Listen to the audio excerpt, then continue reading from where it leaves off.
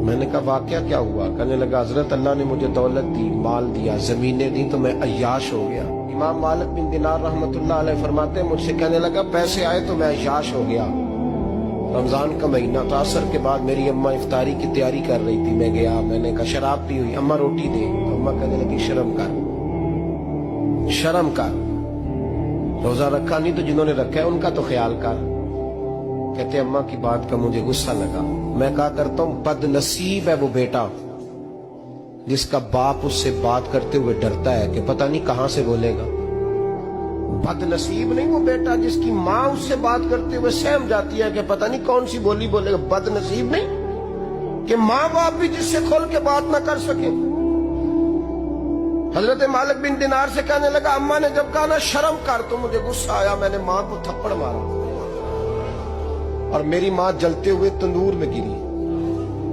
لوگوں نے مجھے پکڑ کے اندر بند کر دیا کمرے میں، ساری رات میں شور سنتا رہا پر نشے میں دھت رہا۔ سویرے آنکھ کھلی تو میری بیوی بیگ باندھ رہی تھی۔ میں نے کہا کہاں جا رہی ہو؟ کہنے لگی جو ماں کا نہیں بنا میرا کیسے بنے گا؟ میں نے کہا میری اماں کا وہ تو لوگوں نے رات کو ہی دفن کر دی جنازہ پڑھ کے۔ تڑپ کے کہنے لگا مجھے کیوں نہیں بتایا؟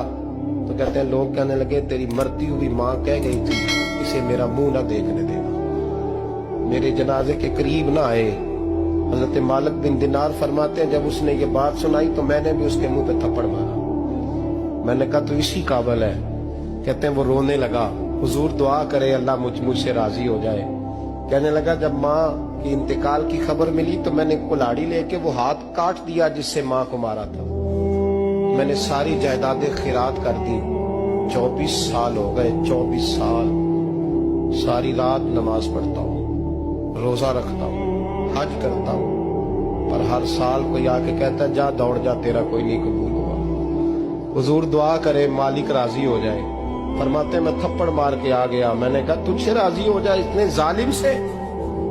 امام مالک فرماتے رات کو آ کے سویا تو مجھے خواب میں رسول پاک کا دیدار ہوا۔